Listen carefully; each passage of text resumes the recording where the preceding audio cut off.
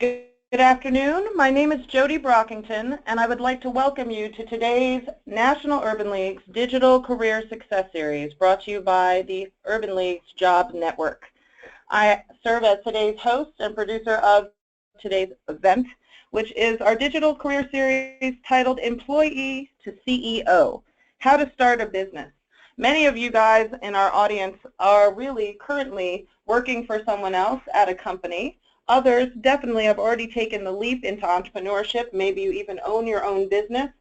And those of you who are working for someone else at a 9-to-5 have had thought about working for yourself, but we all don't exactly know how to start a business.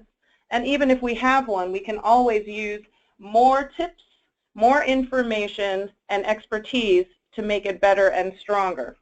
To kick off not only today's Digital Career Success Series, today is also the kickoff of Women's History Month. So I also brought two power women today to bring you all the information I think you'll ever need to those of you who are really interested in becoming their own boss. So I'd like to introduce both of our guests today. We have Assuanta Howard, who is the CEO and president of Asta Publications, LLC. It's located out of Atlanta, although she does live here in New York where I met her.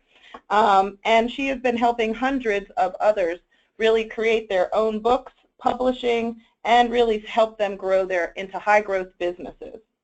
She also works currently at the Goldman Sachs 10,000 Small Business Program out of the LaGuardia Community College location here in New York. So with the New York chapter of that group, of which that is how Assuanta and I became FOJs, or became a friend of Jody, because she definitely helped me with my business during my Goldman Sachs 10,000 Small Business Program. But that's when I learned that secretly she had her own business, and I brought her to you today to make sure that she is able to empower you on really what goes into starting a business from an idea and making it a reality. Caitlin Pearce, on the other hand, I've made an honorary FOJ because we haven't met in person, but I've seen her work because I am a member of the Freelancers Union and have benefited greatly from many of their workshops, their medical insurance plans. I have participated in some of their fighting for some policies to be changed for those of us who have small businesses and entrepreneurs and freelancers for contract work that sometimes doesn't get paid. But Caitlin is the Director of Membership Engagement of the Freelancers Union. So all the members across the country, so many cities, states, and places. I don't know how she does it, and I'm happy that she actually has an hour to spend with us today. She oversees the advocacy, education, and community growth of, I said, of a huge membership of 350,000 members, which I think is really low because some people probably don't sign in all the time. And I just want her, she's going to be really speaking about some of the nuts and bolts of the contracts and what you really need to have in place, some of the legal things that sometimes if you're starting a business you can fall into traps. And just the small stuff that once your business really starts going, you do need insurance for your employees. You do need a medical plan and insurance plans for yourself. So how do you not just survive but thrive as your own CEO? Both Assuanta and Caitlin today will bring you as much information as possible, and we do hope that you'll stay in touch with both of them as well as the Urban League as you go on your journey, maybe from going from employee to CEO. So we'd like to kick off today with Assuanta Howard, who I'd love to welcome to our line, and I would love for you to share your insights. And I know today is going to be very interactive, so everyone get ready to pay attention, answer questions, send in questions, and respond to the polls that you might see today. Assuanta? Good afternoon, Jody. Thank you for that wonderful, wonderful introduction and inviting me to speak to your audience today. I'd like to welcome the listeners to the webinar as well. So you know, 90% of success is just showing up. So I want to thank you for showing up. Since we're going to spend a little time together, let me just start off by giving you some context as for why you should even listen to me. My first business, Asta Publications, was started over 10 years ago. At the time, I was a continuing education director at a university in Georgia. I worked with my local small business development center to help me get started. Now, after 2 years of publishing thousands of books, I made the transition from employee to CEO, and that was a wonderful time. I did a little jig. So before we go a little further, I'd like to poll you guys and kind of see where you're at or what stage you're in starting your business. Are you brainstorming? Have you started within the last year? Maybe you started within 2 years or more. So go ahead and do that now.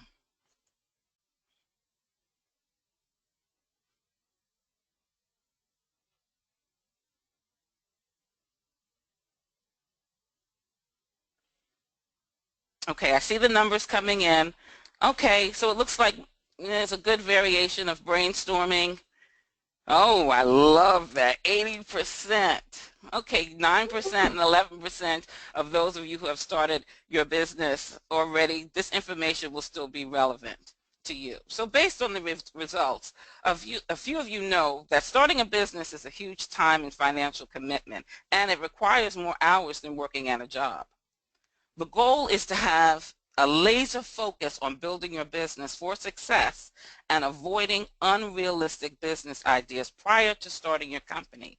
So we'll focus on how to evaluate your business idea to ensure that it solves a customer's problem or need, and how to conduct market research to understand your target audience. So I'd also like to share a few statistics I'd like you to be aware of. So according to the Small Business Administration, 50% of new businesses survive within the first 5 years. That means that 50% of new businesses fail in the first 5 years. The goal of this webinar is to increase your odds of success beyond the 50-50 mark. I'd also like to share that Forbes reported that out of 10 businesses, 8 failed within the first 18 months. And according to the Harvard Business School, 75% of venture-backed startups fail. I know these statistics are daunting and they're really not inspiring, but with the right tools, education, and the desire to succeed, you can overcome these challenges. The purpose of every business is to solve a customer's need and to be profitable. I cannot stress that enough. If customers do not want what you have to offer, then your business will fail. So let me just share a quick scenario with you. Let's just say you are a master at making barbecue. They like your ribs, your family, your friends, and everyone has encouraged you to open up your own restaurant. You've done some research. You found the location for your restaurant. It's perfect. It fits your budget, and you sign a 1-year lease. Now we're at grand opening day. Your family, your friends, people you're familiar with all show up, but no one from the community is there. You later find out that the people in the community are predominantly vegan. They don't eat meat. So had you done your market research, you would have known having a great idea does not mean that it will turn into a profitable business opportunity. You must have enough people wanting and willing to pay for what you offer on a consistent basis to build a sustainable customer base. So one of my favorite quotes, which is on the screen, ideas are easy, implementation is hard. Thanks, Guy Kawasaki. Now, before starting my business, as a writer, I had a ton of ideas. I was brainstorming forever. I wanted to own a beauty salon. I wanted to purchase rental properties, thanks to Rich Dad, Poor Dad. But just because I had great ideas, it didn't mean that I knew who I was going to sell or offer my services to. I did not know who my customers would be or my competition, or enough information about the industry I was about to get into. So it's important that you determine whether or not your business is going to be profitable. Just because I knew I could do hair and I liked the idea of rental properties didn't mean that I would be good at it. So when evaluating your business idea, determine whether or not your business idea solves a customer pain. That's the first thing you want to do. Does a market exist for your business idea? Are there enough customers who are willing to pay for what you have to offer? 2, are you providing a new product or service? Why will customers choose your product or service over other businesses? 3, It builds on an existing competitive advantage. How will you compete against other businesses? 4, has the potential to be profitable. You are in business to make money. So will you make money? Can your business idea produce a business profit? So when assessing your business idea, make sure that the products and services you offer reduces, solves, alleviates, or eliminates a customer's pains or problems. By conducting market research, you will be able to understand your potential customers, your competition, and your industry. Market research will help you to determine which products and services are in demand, so you can be competitive. It also provides insightful information to help you reduce business risk, like opening up a barbecue restaurant in a vegan community. Identify trends and upcoming problems in your industry, and identify sales opportunities. When ASTA was established in 2004, I can tell you ebooks did not exist in the publishing industry. But we were invited to participate in a beta testing for ebook conversions. Now, the initial request was ignored because there just wasn't enough information out there for me to make an informed decision. But after several emails, I finally came on board because it became apparent that ebooks was going to impact the industry in a big way. Can I say Kindle? What I realized is that I had to shift from an employee mindset to an entrepreneurial thought process. This decision allowed me to remain relevant and competitive in my industry. So as you conduct your research, consider the following: who your core customer is, what your customer cares about, the solution to your customer's problem, the size of the market of the problem you are trying to solve, the price people are willing to pay for your solution, your competition, your competitive advantage, what makes you different. And so since a lot of you are in the brainstorming stage, and even those of you who have started within a year or 2 years, there's a lot of information out there about starting a business, and it can be really overwhelming. And so I'd just like to share with you 6 steps that I use to starting a business with you. So 1 is to develop your vision. Your vision is going to serve as a guide to what your business will do over the next 3 to 5 years. Your vision is going to inspire you. It's going to give you confidence, and it's also going to provide a basis for planning. This is a quote I have. I say it often. A business without a vision is like a car without brakes, which puts you in danger of running off the road. We're not starting businesses to fail. So having a vision helps you to project where you see yourself being. 2, determine your budget. It costs money to do business. It could be low cost, it could be inexpensive, but for the most part it's going to cost you something. So it's important that you assess the costs associated with starting, managing, and growing your business. Decide whether or not you're going to use your own personal finances or obtain a loan.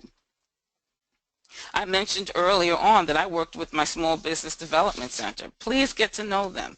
They can assist you with writing your business plan along with your financial projections, and they can also help you to obtain a loan for your business. Decide on your legal structure.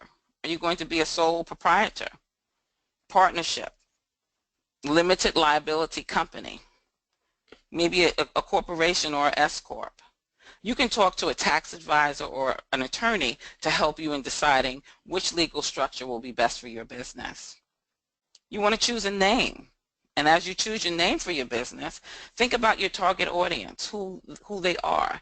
You want to pick a name that's catchy possibly and something that's easy to pronounce. So Assuanta, when you see it spelled out, people don't know how to say it. So I came up with Asta. Asta is very easy, very catchy. People now call me Asta. They no longer call me Assuanta.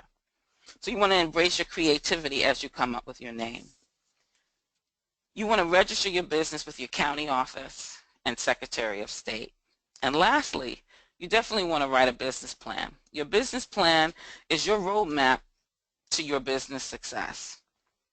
Your business plan should project 3 to 5 years ahead, and know that it's a living document and that it should not sit on your bookshelf, but should be referred to and updated as you grow.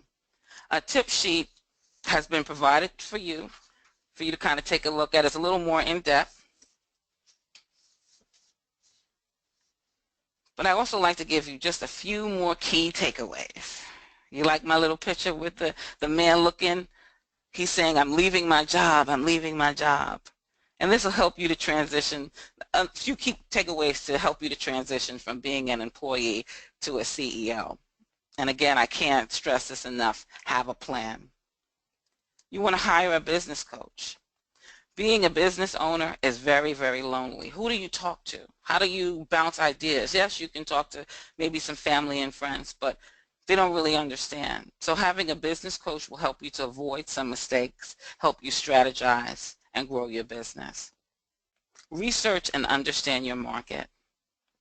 Most importantly, know the difference between an idea and a business opportunity. All ideas don't lead to business profitability, and that's what you're in business for. You want to attend workshops. The Small Business Development Center has a ton of free workshops, whether it's online or at their physical location. And read books. All of these will help you to gain knowledge and the confidence to develop a profitable and sustainable business. I've provided a list of books to help you build your business library, some that I have found to be quite helpful. And just to look at the list, I'll name two. The EMyth Revisited, Why Small Businesses Don't Work and What to Do About It. You must get that. And this is a children's book, The Little Engine That Could. I think I can, I think I can, I think I can. And I've added, I know I will. That inspired me as a young person to know that I can accomplish anything I set my mind to. So to wrap up my segment, I'd like to briefly share more information about the Goldman Sachs 10,000 Small Businesses program, which I encourage you to consider applying to once you have been in business for a minimum of 2 years, have 4 or more employees, and revenues between $150,000 to $4 million. Or if you are a women-owned business and have been in business for at least 1 year, have 1 employee, and revenues between $25,000 and $150,000, I encourage you to apply to the Goldman Sachs Tory Burch program. Goldman Sachs invested $500 million in this national program designed to help small businesses increase their revenues and create jobs through practical education, access to capital, and business support services. Jody can tell you about that.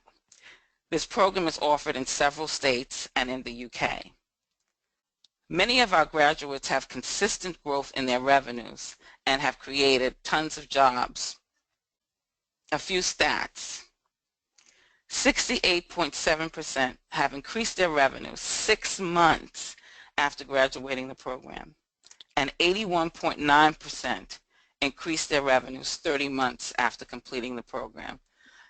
Those are some wonderful statistics, and trust me, you want to be a part of that number.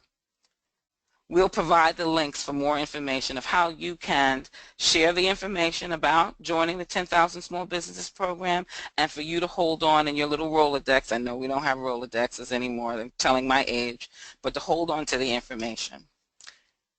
I want to thank you all for listening, and Jody for having me as a guest presenter. Now that you know a little bit more about starting not just a business, but a profitable and sustainable one, you will have the opportunity to listen to our next presenter, Pearce, the Director of Member Engagement of the Freelancers Union, who will share some great information about freelancing and freelancers' rights. Thanks again for the opportunity. Caitlin, I turn it over to you now. Thank you so much, Assuanta, and thank you, Jody, for having me to represent Freelancers Union on the call. Just a little bit about me. I'm the Director of Member Engagement at Freelancers Union, and I've been with the union for over 6 years now, really working to build up our membership and to represent the issues that are most important to freelance workers. Freelancers Union is the largest labor organization representing the freelance workforce. We have over 350,000 members across the nation, and we're based in New York. And our goal as an organization is really to represent freelancers, entrepreneurs, contract workers across all industries, and really help build solutions to the challenges that they face by connecting our community together through advocacy, events, and services. And I would invite anyone who is thinking about freelancing or already freelancing to join. It's free and very easy to sign up on our website. But the union offers monthly networking events and workshops that are run by the community and that have educational topics on how to get started. We have a great blog and a lot of resources on our website. Through Freelancers Union, you can access health insurance, dental, disability, liability, and a lot of other benefits that we've tailored specifically for freelance workers. And we do a ton of advocacy work to represent, whether it's access to health insurance or payment issues or different labor rights, to make sure freelance work is protected. So you might be asking, what is a freelancer?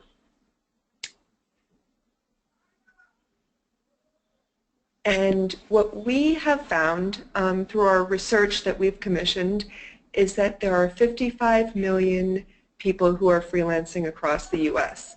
That is 34% of the workforce. And this isn't necessarily full-time people, but it might be anyone that's earning extra income through freelancing. And again, that could be a solopreneur or a small business owner, contract workers, consultants, moonlighters, creatives, really people that are working for themselves and outside of the traditional employment structure across all industries. And this number just keeps growing every year we do this study. It's grown by 2 million in just 2 years. In our last research, we found that freelancers are contributing $1 trillion annually to the economy. Just to give you a sense of just how vast this workforce is and only continues to grow. We found that in general there's more and more people opting in. 60% of freelancers now say that they're doing it by choice rather than out of necessity, a stat that just continues to grow. And whether or not they started by choice or not, we find that freelancers tend to really like it. 79% saying that freelancing is actually better than working full-time because of the autonomy and flexibility it can afford at its best.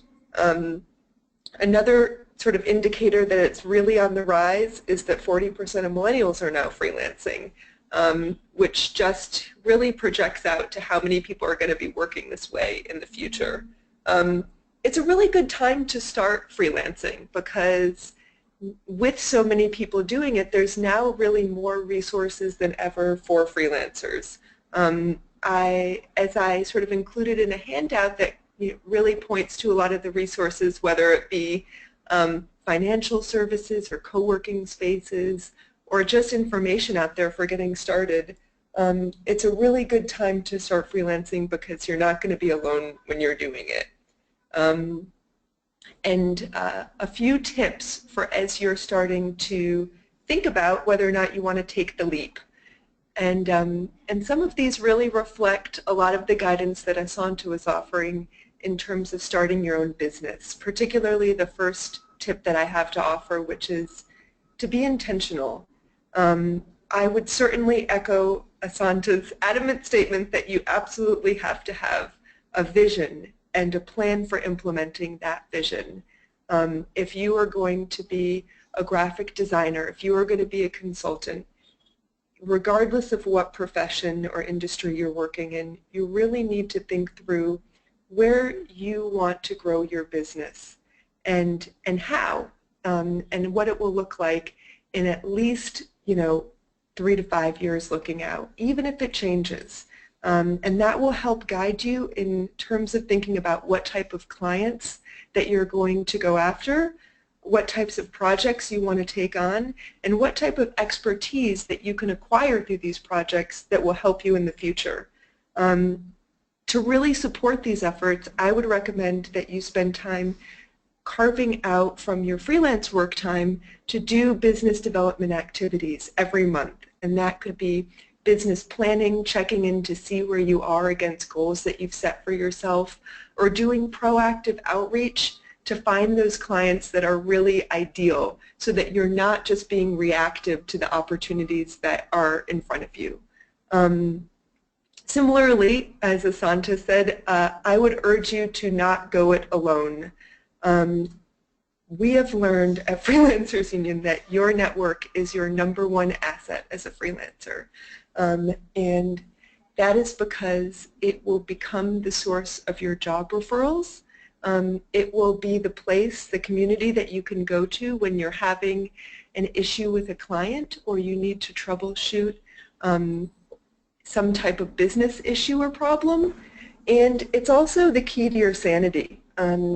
Working as a freelancer, particularly if you're working from home or you're in an office alone, can be very lonely. And it's really, really important to have that social support network that you can go to and talk through issues. It's going to make you much happier, and it's going to make you much smarter as a freelancer. As you think about getting started, you need to have a safety net in place, because now you're going to be having to put that together on your own without the support of an employer. You need to think about how you're going to access health insurance, dental insurance. Do you need to get liability insurance? Is that important in your industry? Moving forward, you are not going to have paid time off, and you're really not going to have a safety net in the same way that you would as an employer. And so you really need to develop a plan for that. Our recommendation is to make sure, if you can, to try to have 3 to 6 months of savings stored up so that you can rely on that in case of dry spells between clients or in the event of something unexpected that you need the savings for. You'll also need to make sure that you're setting aside 30% of your income for taxes, and that you have a system in place for making those quarterly estimated tax payments, and that you have short-term savings for if you want to take some time off, or if you need to take care of family or for other reasons. And so a lot more of this financial management and sort of personal management of your safety net becomes really important. So you need to think through those issues before you go full-time. Which brings me to my last point, which is really, there's no reason you need to make this leap all at once. In fact, most freelancers will start with moonlighting, or what's commonly referred to as the side hustle, working your full-time job or maintaining a stable source of income while you start off with 1 client, 3 clients. You start to build your name and reputation and can, slowly transition towards full-time freelance work.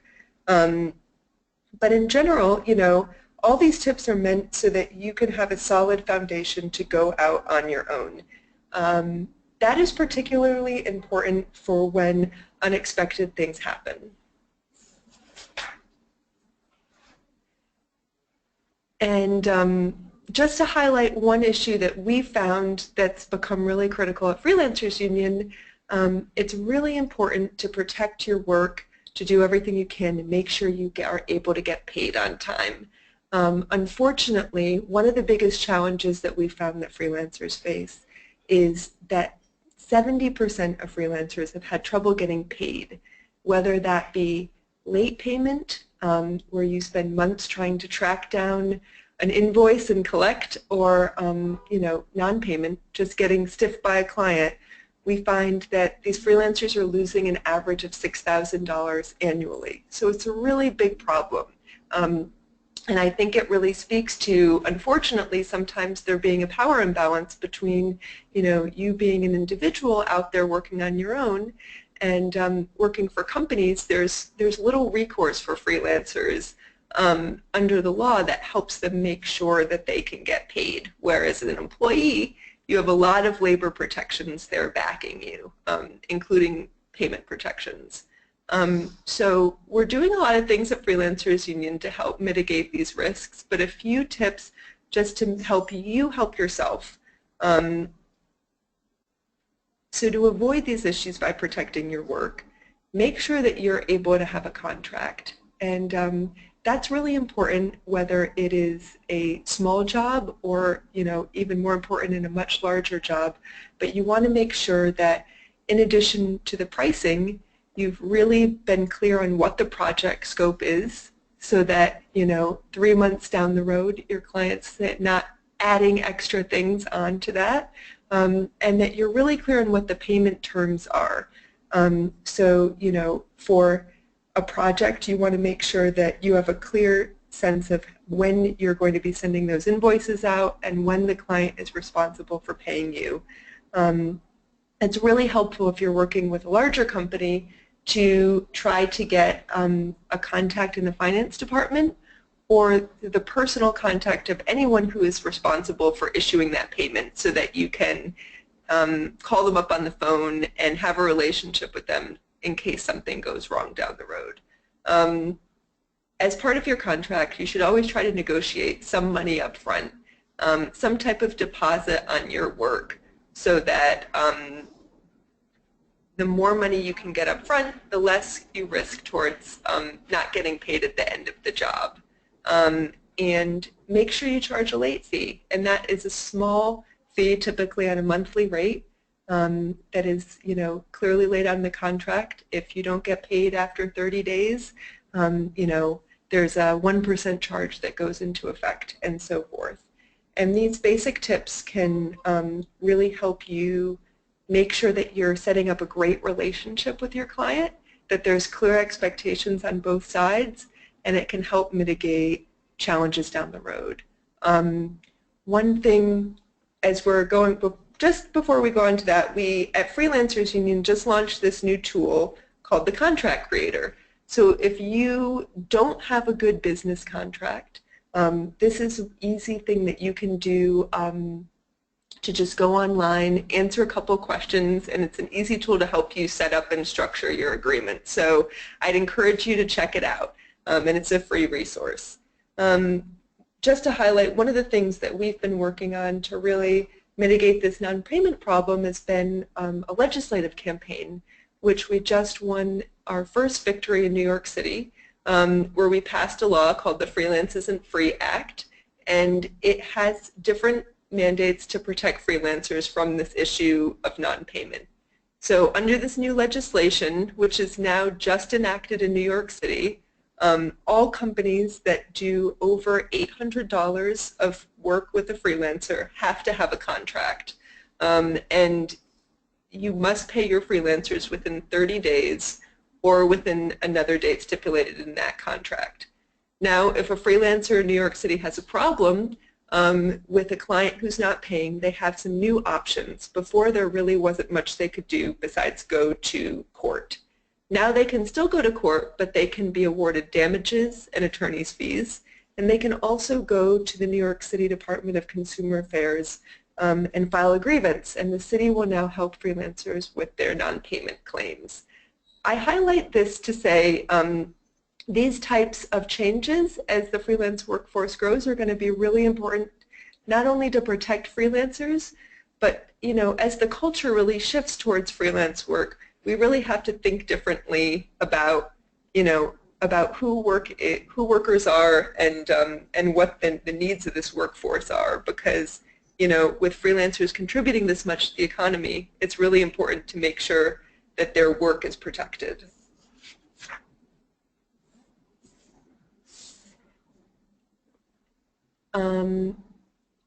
Anyways, in conclusion, I just want to thank you for your time and really invite you to check out the resources on offer at Freelancers Union. Again, signing up is free, and most of our services are free. And with that, I will turn it over back to you, Jody. Fabulous. Thank you both. So much information, so little time, so many questions. In general, and this question is for you, Caitlin, everyone has all these titles, a freelancer, a contractor, is there a way that you just, distinct, I mean, you said very clearly, anyone who's making some extra money, but can that also be your only source? And, how would someone define themselves? I mean, do you often find that people might not see themselves as a freelancer, so therefore, they just take on the entrepreneur title or a small business owner?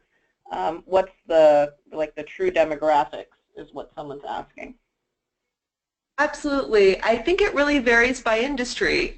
We use the term freelancer as a wide blanket just to encompass everyone. But we find that some people are much more comfortable with the term entrepreneur, with small business owner, with creative. It really depends. In terms of who tends to be in our membership, it is a lot of creative workers, writers, graphic designers, artists, musicians, people in IT and sales, and then just people really working professionally across all industries. So we see it across the board, but lots of titles for how people really conceive of their work. Gotcha. No, because I mean, I definitely don't always see myself as a small business owner, which I've learned to encompass and embrace more when I went through the Goldman Sachs Tory Burch Foundation program. Always saw myself as an entrepreneur, right? But when you see someone's title, it's never like freelancer, so writer, speaker. It's always an entrepreneur or solopreneur. So I was just wondering if that's part of, the freelancer struggle was kind of the question. So I think that's great. Assuanta, I think there's quite a few folks on the line who, are currently working somewhere, definitely believe they have a vision of what they want to do, or you brought up the example of the barbecue sauce. They're doing something or know that they have a skill that is necessary and needed. How do they test the waters? How do they, really try to make a vision out of a skill they have, or really test that their skill is worth turning into a business? Well, because you have a skill, I think, me personally, as a person who always wanted to start a business and believe that my skill or my expertise would translate into a profitable business, you really want to go through the steps to do the research, whether or not someone is going to pay for your business. So some of the, I kind of probably went fast, and we can provide a template or at least a tip sheet on the questions you need to ask yourself about starting your business, because you really want to evaluate the idea. Is it an opportunity just because you have the expertise? Or is it an idea? So does your business idea, does your expertise, what it is that you're going to offer, does it solve a customer's problem? Who needs your service? Okay, why should people come to you? So you want to ask yourself these questions, and it's not an easy question to answer, so you have to do your market research. Okay. That's fair. So so for because it was kind of, some people have a product they think could go on market, some people have a skill, some people have a service, so just also know that there's different challenges that Assuanta spoke to that, speaks differently, that if you had some great hair product you wanted to bring to market is very different than someone wanting to do hair as a service because you're so great at it, which is different than, so just know, depending on what it is and what you're trying to bring into a business will require different kind of research, different kind of information. And that leads actually to one of the next questions. And then I'll come back to you, Caitlin, and you can also answer this as well. It's really for both of you about market research. What does that actually mean, market research? For someone who's new at this, what are the sources, what determines a market, and what information is the research? And where do you go and get this? Is it just Googleable? Do they have to go to a library? Where's this information? And both of you can please chime in. You want to start at the library. It's free. You can start at this, it's free, right? You can also start with, and some of this is provided in the resources, start with your local small business development center. They love to talk to people about starting a business. Caitlin? I would also say, if you have identified who your customer base is and have a good sense of sort of its size or shape in your community, I would say, reach out to those people, test the idea, and make sure that this is something that, you're actively shaping with the feedback of potential customers. So beyond just some resources, library, online, if you have some access to those people or to another business or businesses that could use your service, kind of try some route to get direct, right? So if I wanted all women at a certain age and I can have an event, or I can call them myself, or I might know them personally, I should also reach out to them. Or if I was trying to sell my business to, I don't know, all the Kinkos, I should go to a few Kinkos or in my community versus trying to figure out if Kinkos is the place, because then I can go to Kinkos and find out directly that they don't need anything I have. Correct? Absolutely. Okay.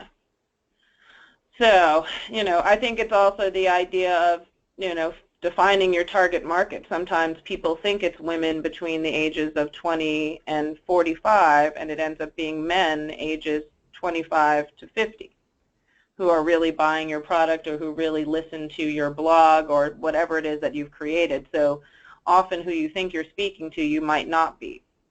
So sometimes that can flip as well in terms of the question about, what's your target market, what's your market research, where do you get it? You might have to keep digging and digging deeper, and maybe once your business is going, your target market and your market itself might change, so you have to constantly do research. It's not like a one-hit wonder. So it's an ongoing thing. Correct, ladies? That's correct, but most importantly, does a market exist for what you're trying to offer? That's most important, whether it's, ladies, it's women. If you decide that you want to only work with women, is there a market and who's already doing it, right? Your competition is, every business has competition. We work with a ton of businesses here, and some of them think they don't have competitors, but absolutely every business has a competition. You don't have to reinvent the wheel. Correct. So, Caitlin, this leads back to you. There's someone and a couple of people who've asked, can you please provide where the contract creator platform is again on the Freelancer site? So absolutely. And how, and what kind of information, not that you have to give away the whole thing because they should go through the process, but basic stuff. Do they have to have a lot of information? What are they, do they have to have stuff ready so that they're ready to use it? Sure. So this is a tool that we set up so that, you really don't have to have a lot of legal knowledge to create a contract that's going to have basic protections for you. So it is available on our website, www.freelancersunion.org/contract. And what it does is it's basically a flow that asks you a few simple questions about your client and about the work and the pricing. And in that flow, it has a lot of guidance around, do you want to license this work, or is it work for hire? What do those terms mean? How do you decide? How to structure your payment terms, or do you want, to have a termination clause, or it basically walks you through and guides you on how to set up these basic aspects of an agreement. And once you've answered the questions, it spits an agreement back out at you, which you can either through the technology send directly to a client, or you can download it and kind of work with it and go from there. So if you're ready to start a contract, you can go there, or if you just want to play around with it and see what it looks like, either way. But I think it's a pretty good resource for if you don't have a basic contract that you already like. Okay. And Assuanta, do you have any other resources for contracts, or, I know to go to the small business development offices, I know that they'll be helpful, but any other either online or places? I'm going to be honest. When I created my first contract for ASA Publications, my best friend, his and her name was Google. And I researched contract. I'm going to be honest. I have to be honest. I didn't, starting out, I didn't have money to hire an attorney, and I didn't have any family members or friends who were attorneys. So what I did was I Googled contracts within my industry. And what I did was I then created a contract that represented what I wanted, the relationship I wanted to have with my authors and or customers. So to be honest, for me, contracts, I Googled it, and later on, as I was able to hire attorneys, I had an attorney look at it. And you know what she said? She said, this was the best doggone contract I've ever seen. So. Okay. No, and I'll even admit for myself that my first few contracts were not ones that I wrote. They were contracts that my clients wrote for me to approve, look at, and see, which clearly I learned from some of the Freelancer stuff, the Goldman stuff, and all of my mentors in business, that that's not always the best way to go either, because then you're under contract from someone else and you did not create it yourself. And if you're not savvy or don't have a lawyer, like you did not, Assuanta, that you often could end up, in a bind or not paid, and all the stuff that the Freelancers Union is trying to fight for now. And even if you have everything in place, though, with a contract, that does not mean that you won't have a late payment or someone won't, do something that you required or requested.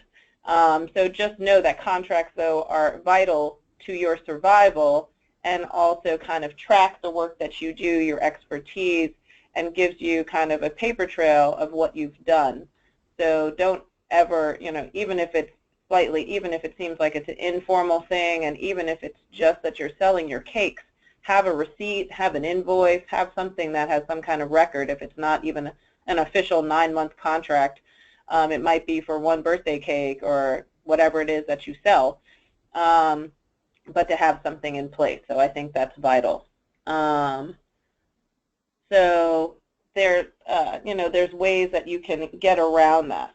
And they wanted to know from both of you if there are some great apps and things out there that can help, that are helpful to freelancers and entrepreneurs and small business owners in terms of time management, tracking some employee stuff, if there's some software. It doesn't have to be an app so much, but some people are asking for software and other things to kind of keep track of your own time, to set up meetings, to kind of, some CRM, but some simple stuff when your business isn't so big that you don't need, big stuff.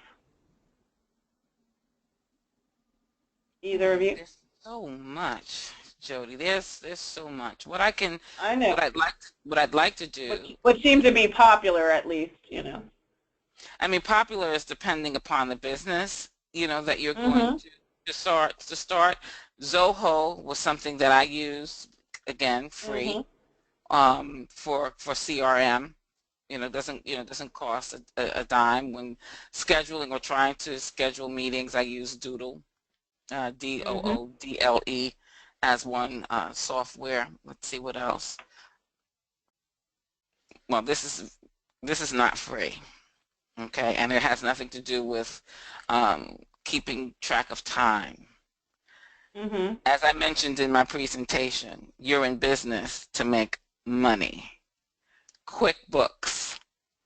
You may not be able to afford a bookkeeper right away. QuickBooks Online allows you to invoice and get paid.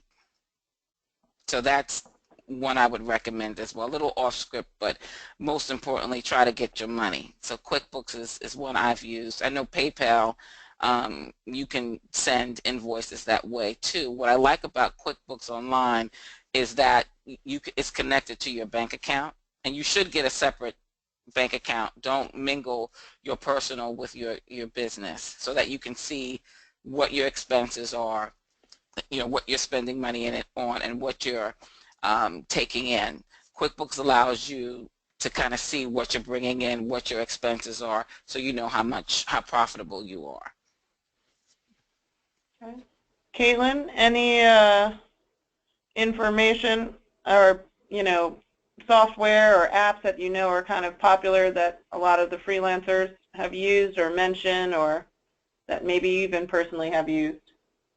Sure, so many, and one of that's just your top 10, Yeah, well, I put a bunch in the resource sheet, but one of the things that we do at Freelancers Union is we have a discounts program, so a lot of these software tools we've been able to get a discount for, but I think like Assuanta said about QuickBooks, we found that's very popular, FreshBooks being an alternative. QuickBooks now has a version called QuickBooks Self-Employed that's a little bit of a lighter version for if you don't need the whole QuickBooks platform. I think one of the great things about those tools is that you're not only invoicing, but you can also be managing your business expenses so that when it comes tax time, that's all well organized and you're getting the deductions that you need. I think a lot of the software that's been doing these types of financial services that helps you stay organized are really, really important. Another one that we've had a great experience with is a group called Painless 1099 that is a bank account for freelancers that helps you automatically do your tax savings. And so, the premise being it's easier to save if the money never actually hits your bank account. I know that's true for me. And so they kind of represent tax withholdings of an employer. In terms of tracking or managing work with clients, 17 Hats is a great one, particularly if you have a business where you are, doing service work for a lot of clients. Like if you're a photographer, it's a way to easily manage a lot of different clients and not keep track of your scheduling and keep track of your invoicing. And any software that will automatically generate the invoice and invoice reminders is great. And Co is another one that does that. The other nice part about those features is that then it's not you that's nagging your clients for payment. It's like a technology you can outsource to do it, which kind of helps you preserve your client relationship. I'll leave it there because I could go on for a while.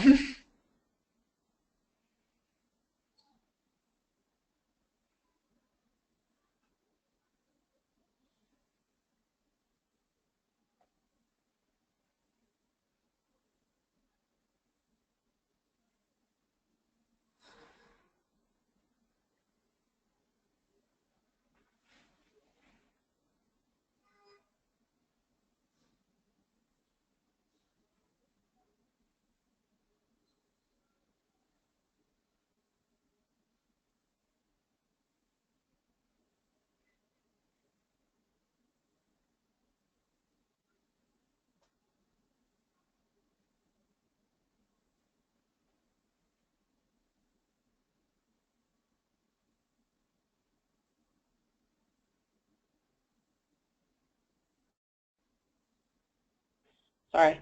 Everyone's saying they couldn't hear me, and I guess I had clicked on the wrong thing. So let me backtrack. I was saying that I had tried many of these apps.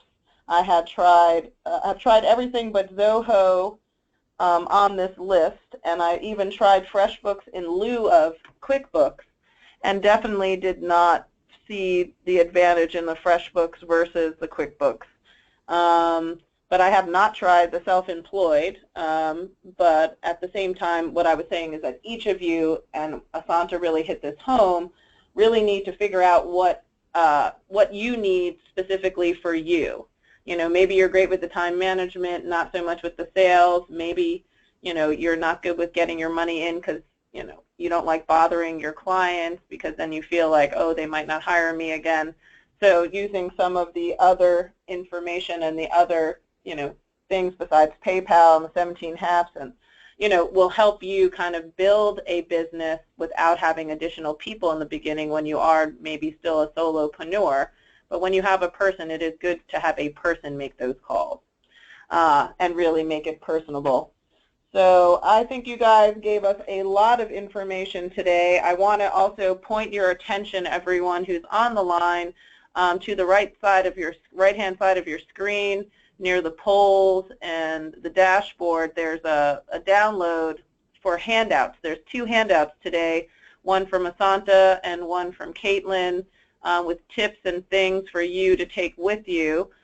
We will be sending out the an audio and a recap of this information in about a week. It'll come out on YouTube, so you can, you know, listen to it again as well as kind of sit around and watch it grow as your business grows. Feel free to also reach out to both of them and the organizations that they work out of and for. And, you know, a plug for Freelancers Union, please definitely join if you're thinking about this. I mean, they even have a bunch of jobs on their own website available for you to try your hands at. And the union could use some more people. It's a union. We need more. So, and then I want to bring you with us through this whole journey. So today was on going from, you know, employee to CEO, but often to do that and even to get a contract, to become a freelancer, to just be the best employee ever, or one day be CEO of a Fortune 500, you need to network. And as Paul Carrick Brunson, our guest for next time on Wednesday, March 15th, will definitely show you how networking is not using people, that you need to bring something to the table. He was able to use 5 strategies and build a network worth billions, and that does not always mean in dollars. Sometimes it's in resources, people, and access, which can definitely bring you closer to a higher amount of money in your contractual pocket, but it can also bring you closer to the things that you need to self-actualize the career and the success in your life that you want. So it's not networking, and it is networking, it is not using. So we are also, because everyone's becoming interested, and the numbers do not lie that both Caitlin and Assuanta shared with us about how many people are entrepreneurs and freelancers, we are now implementing an entrepreneurship series, which will be all on entrepreneurship, freelancing, small business ownership, the good, the bad, and the ugly, success, failure, trials, tribulations, pitching, how to get money for your business, how you fail and keep going. You will hear it from all different experts around the country, and that will be April 12th through May 24th. There'll be about 5 sessions in that section, and that will kick off April 12th through May 24th. So I hope you guys will come back and join us. I hope you learned as much as I did today, and we'll circle back with both Freelancers Union, Goldman Sachs, and Assuanta. Personal organization and business. If you're looking for a career coach, she really knows her stuff, and Caitlin will definitely love to have you as a member in her organization. So I want to thank both Assuanta and Caitlin for joining us today, and the National Urban League and the Urban League's Jobs Network for creating the Digital Career Success Series for us all to exchange ideas, get the information we need, and to move forth our careers and our own success. Thank you very much, and have a pleasant afternoon. Bye-bye.